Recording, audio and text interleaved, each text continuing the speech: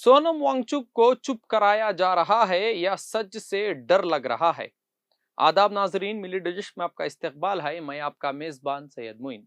दोस्तों, अगर एक आदमी 20 से ज्यादा दिन तक भूख हड़ताल पर बैठा हो और उसकी आवाज सुनने के बजाय उसे पुलिस हॉस्पिटल ले जाए, तो सवाल सिर्फ एक शख्स का नहीं रहता, सवाल पूरे जमहूरी निजाम का बन जाता है। आखिर सोनम वांगचुक से इतना डर किस बात का है? दोस्तों, लद्दाख के मशहूर एनवायरमेंटल एक्टिविस्ट और एजुकेशन रिफॉर्म के लिए पहचाने जाने वाले सोनम वांगचुक, जिन्हें कई लोग फिल्म थ्री इडियट्स के रैंचो का इंस्पिरेशन भी मानते हैं, पिछले कई हफ्तों से भूख हड़ताल पर बैठे हुए हैं।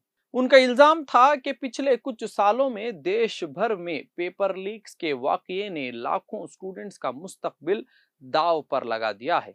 वांगचुक का कहना है कि सिर्फ इन्वेस्टिगेशन काफी नहीं है, जिम्मेदारी भी तय होनी चाहिए।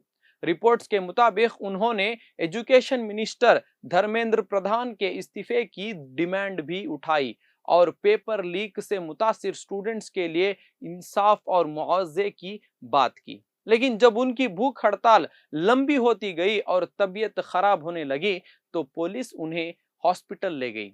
इसी कदम ने सियासत को गर्म कर दिया। अपोजिशन पार्टीज ने एक सुर में हुकूमत पर निशाना साधते हुए कहा कि एक पीसफुल प्रोटेस्ट करने वाले शख्स को इस तरह हटाना गवर्नमेंट का एरोगेंस यानी हुकूमत की तकब्बुर की मिसाल है। दूसरी तरफ बीजेपी का कहना है कि हाई कोर्ट की हिदायत और उनकी सेहत को देखते हुए ये कदम उठाया गया। पार्टी का इल्जाम है कि अपोजिशन इस मामले को सियासी मिलाएगी के इस्तेमाल कर रही है।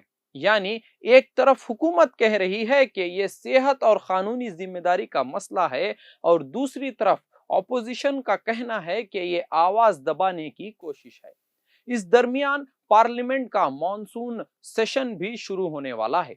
कई सियासी जमातों ने इस इशू को पार्लियामेंट के अंदर उठाने का फैसला किया है।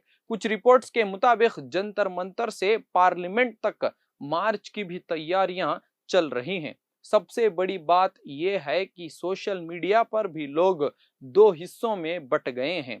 कुछ लोग कहते हैं अगर स्टूडेंट्स के मुस्तकबिल की बात करने वाले की आवाज नहीं सुनी जाएगी तो फिर किसकी सुनी जाएगी, जबकि दूसरे लोग कहते हैं कानून सब के लिए बराबर है और किसी की जान बचाना भी हुकूमत की जिम्मेदारी है।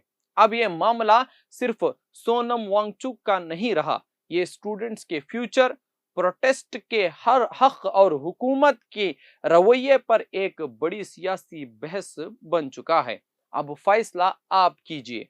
क्या सोनम वांगचुक को हॉस्पिटल ले जाना वाकई उनकी जान बचाने के लिए जरूरी कदम था, या फिर एक मजबूत आवाज को मॉनसून सेशन से पहले खामोश करने की कोशिश की गई?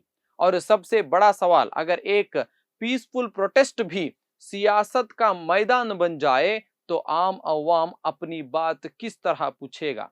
कमेंट करके अपनी राय जरूर दें। जुड़े रहिए मिली डिजिट के साथ, बोल हमारे, आवाज आपकी।